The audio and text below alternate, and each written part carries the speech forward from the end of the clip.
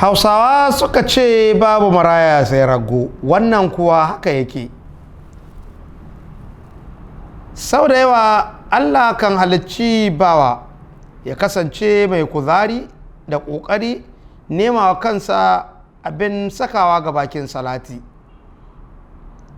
Waɗansu kuwa sai su zamo abin da Hausawa ke cewa cimakwance, ba su iya nema kansu abin da za su iya dogaro da kansu. A duniyar Allah akwai nau'in jama'a masu mabambantan ra'ayoyi, saboda haka Hausawa ke cewa ba a taruwa a zan ɗai. Abin da ya jawo hankalin mai rubutu ga wannan tawilin kuwa shine lura da halin da muka tsinci kanmu a ciki na mutuwar zuciya. Ma'ana dai, maimakon mu tashi mu nema ma kanmu na kanmu, sai mu fake ga sabara domin mu harbi karsana. A Najeriya ta Arewa musamman akwai bayan Allah masu fama da lalura ta jiki, ya Allah kuturta, gurgunta, makabta da dai sauran irin nau'o'insu, waɗanda kan fakewa da waɗannan dalilai su ɗauki kwano suna zuwa yawon bara, maimakon su yi amfani da halin da suke ciki su yi sana'a, sai kawai su jingine ga lalurar jikinsu su fantsama cikin abin da suke cewa sana'ar bara. To sai dai Hausawa sun ce ba duk aka taru aka zama ɗaya ba. Dalili kuwa mai kicibis da wani yaro mai kimanin shekaru 12 zuwa 13 mai suna Sirajo daga ƙauyen Gadabo na yankin mulki na Gada da ke cikin jihar Sokoto ta arewacin tarayyar Najeriya, inda shi wannan yaron yana fama da lalurar matsalar kafarsa, to amma kuwa bai ɗauki kansa mai lalurar da za ta iya hana shi nema wa kansa abin dogaro da kai ba. Sirajo Gadabo yana sana'arsa ta tireda, inda yake sai da alawa, biskit, omo, sigari da dai sauran 'yan kuci-kubamun sana'o'i.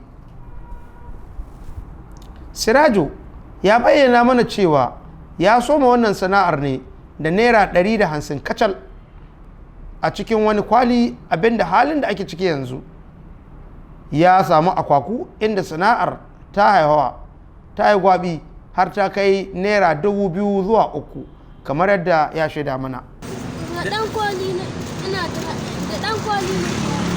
Da ɗan kwali ka fara? Ai ya kai ga yanzu ina jalle ya kai. Kana tunanin nan nawa ne duka ka hada? Wa'an gaɗe. Duka haka duka kayan. Ce ka hada yanzu kamar zai kai nawa ba ne.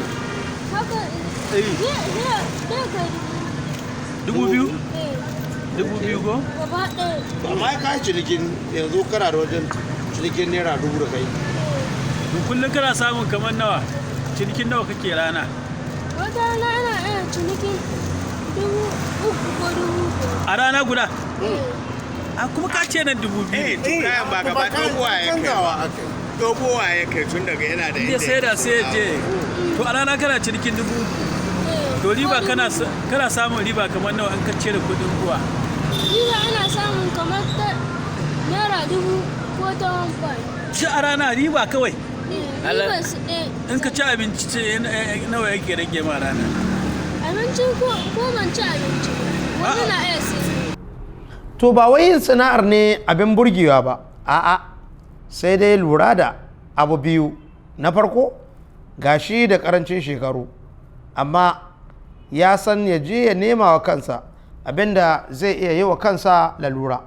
Na biyu, lura da halin da yake ciki na lalurar jiki, domin gashi gurmu amma kuma zuciyar ba ta mutu ba, ballantana ya shiga yawon bara. To waɗannan dalilai su ne abin burgewa a lokacin da ake kallon wannan faifan. Irin waɗannan bayan Allah su ne ya kamata a taimakawa domin su ƙara tsayawa da kansu.